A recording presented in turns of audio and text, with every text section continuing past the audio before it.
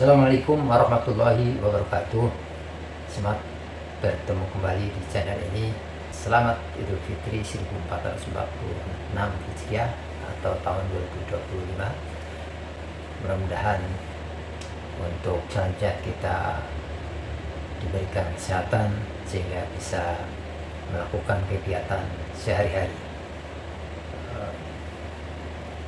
Pada Senin malam kemarin, itu tanggal 7 April 2025, terjadi sebuah peristiwa yang besar yang sudah lama ditunggu-tunggu, yaitu pertemuan antara Presiden Prabowo dengan Ketua Umum PDI Perjuangan, yaitu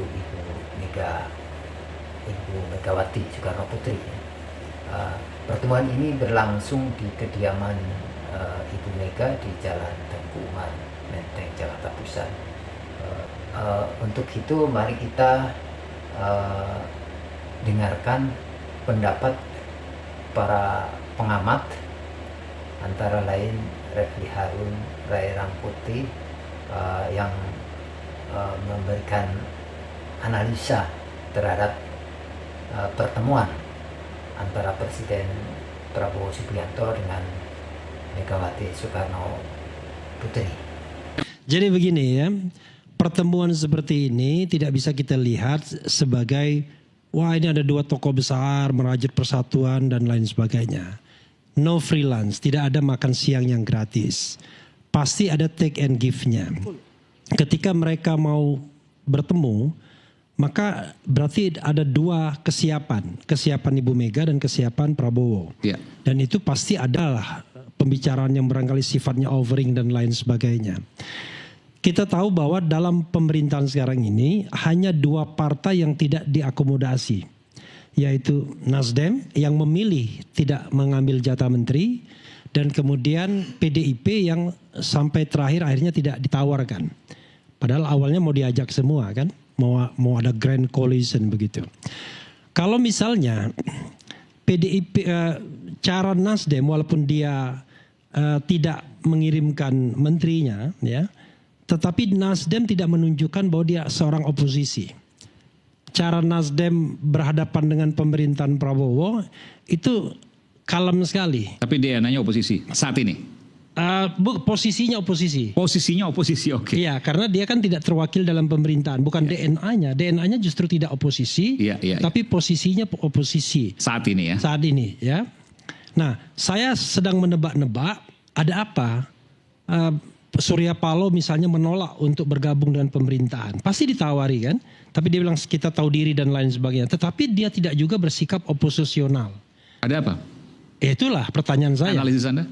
Ya, saya kira sangat dikaitkan hubungan personal mungkin ya antara Prabowo dan Surya Ada sesuatu. Paloh. Ya, ada sesuatu. Dan saya bisa menangkap misalnya ketika buka bersama tidak datang Prabowo Subianto. Padahal kalau ada undangan Nasdem, wah luar biasa, dia merasa dua orang sahabat dan lain sebagainya. Ketika Prabowo tidak datang, maka tokoh-tokoh lain kan tidak datang. Maka bintangnya cuma Jokowi dan Puan Maharani pada waktu itu. Tetapi sampai saat ini pun sepertinya dia tidak terkhawatir dengan political performance dari Nasdem. Karena Nasdem ketika mau keras sedikit pada masa pemerintahan Presiden Jokowi di akhir, kelihatan betul dia akhirnya mendapatkan konsekuensi luar biasa kan. Ya. Pokoknya unit bisnisnya nggak karu-karuan lah. Pak Aiman juga tahu. Karena itu sepertinya mudah dijinakkan dalam tanda kutip ini, mohon maaf ya. Tetapi untuk PDI Perjuangan ini agak lain. Terutama Megawati. Sorry to say, kalau Puan Maharani kelihatannya mudah dijinakkan. Karena kalau kita bicara wing keras dan wing lembut, wing lembek, maka Mega wing keras, sementara Puan adalah wing lembut. Berapa kali Puan Maharani hadir dalam pertemuan-pertemuan yang diinisiasi oleh pemerintah dan lain sebagainya. Tapi Megawati tidak pernah datang dalam pertemuan formal apapun yang dibuat oleh pemerintah. Dan secara simbolik Megawati menunjukkan bahwa dia masih strong, kuat. Yang datang adalah presiden yang sedang menjabat, bukan dia yang mantan presiden yang tidak satu periode. Ini luar biasa nih ya. Itu luar biasa. Itu kan perang simbolik namanya. Ya. Tetapi orang seperti Prabowo kadang-kadang to some extent naif orangnya.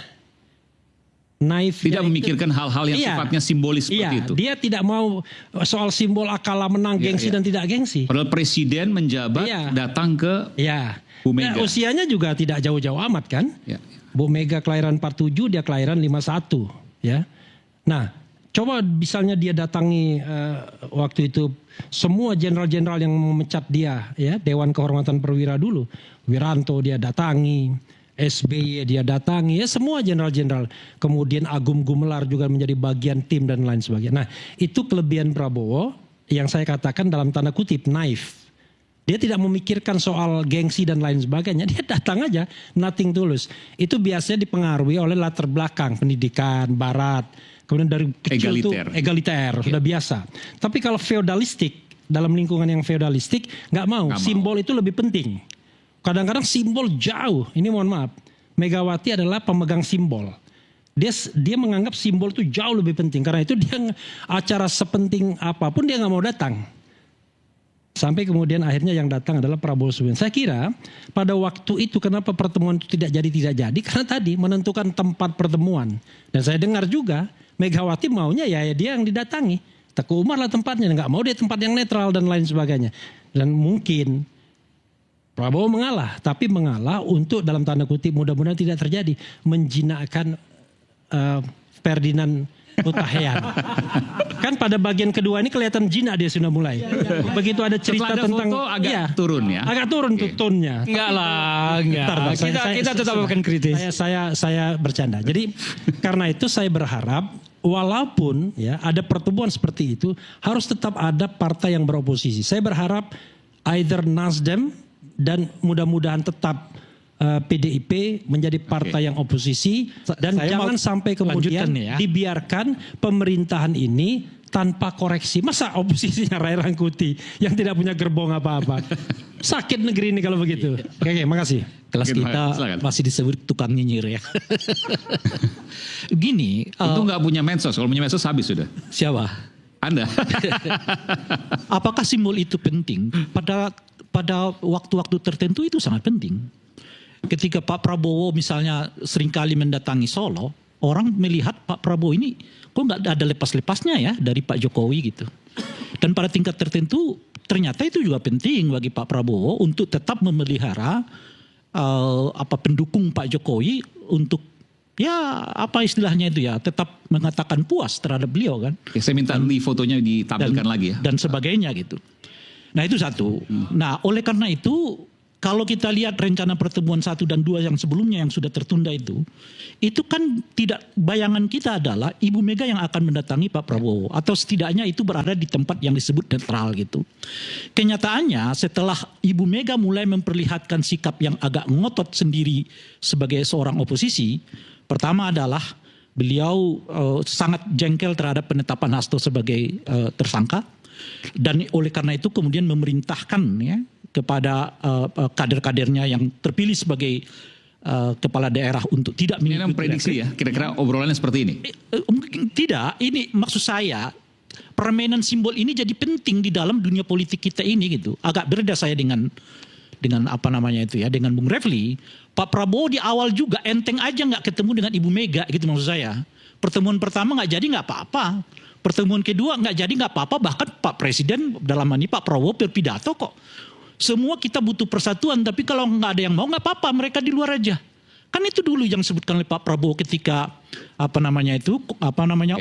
ulang tahun Gerindra kan, yang semua orang menganggap bahwa itu mengatakan Pak PDI silakan di oposisi gitu. Tapi bahwa para sekarang kemudian bertemu. Sekarang datang yang saya sebutkan tadi malam hari, ya kan, kemudian didatangi ke rumah Ibu Mega gitu ya, dan dilakukan dengan tertutup. Apa yang mau disampaikan tuh? Karena Ibu Mega menurut saya juga membaca psikologi publik. Kalau bayangkan nggak tuh, kalau Ibu Mega yang datang ke istana dan diliput media massa secara terbuka. Bu Ferdinand beda omongannya pasti. Iya makanya, iya kan. Nah dengan datang seperti ini, apalagi mohon maaf ditampilkan foto yang kelihatan Ibu Mega sangat santai, berbanding dengan Pak Prabowo yang kelihatan agak agak kaku gitu ya. Kan Itu persepsinya Bung Rai. Bagaimana? Anda lihat Sebentar, enggak? apa arti kalau menurut Anda? Nanti bisa dijawab. Itulah politik itu. Artinya Ibu Mega memang dalam kondisi ya, Pak Prabowo mau silaturahmi, iya datang aja ke rumah seperti yang layaknya juga datang ke rumah. Kan itu kalau mau silaturahmi, ya. Tapi apakah betul dari pertanyaan Bung Repli itu, apakah ini pertemuan yang kosong saja? Mungkin tidak, kita nggak tahu. Tapi setidaknya menurut saya Ibu Mega telah menyelesaikan beberapa hal. Pertama adalah menyelesaikan kemungkinan paksi di internal partai politik di dalam PDI Perjuangan. Seperti kita ketahui di PDI itu ada kelihatan dua paksi besar.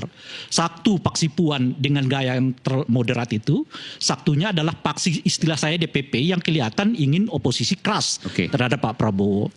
Dan dua-duanya berbeda sikap. Kan yang terakhir ini paling konsen untuk mempertemukan Ibu Mega dengan Pak Prabowo itu adalah paksinya Puan. Kan 1 hari setelah Lebaran itu mereka berbicara soal kemungkinan pertemuan itu. Lalu Ibu Mega untuk katakanlah ya, oke, saya akan bertemu tapi saya nggak akan ke istana. Sebab saya ke istana mungkin paksi DPP kurang setuju. Oleh karena itu kalau Pak Prabowo mau silaturahmi ke saya, silakan. Saya juga dengan semua orang juga saya silaturahmi. Artinya Ibu Mega mau mengatakan kedatangan Pak Prabowo ke rumah itu sebagai lebaran silaturahmi sama seperti warga yang lain datang ke rumahnya Ibu Mega. Ibu Sri datang ke situ, mantan Menteri PUPR datang ke situ, anaknya Pak Prabowo, Mas Didit juga datang ke situ, dan semuanya diterima oleh Ibu Mega. Kan itu penjelasannya gitu. Artinya perang simbolik itu terjadi. Ibu Mega menganggap pertemuan ini nggak istimewa, tapi mungkin bagi Pak Prabowo kalau nggak istimewa menurut saya dia nggak akan datang.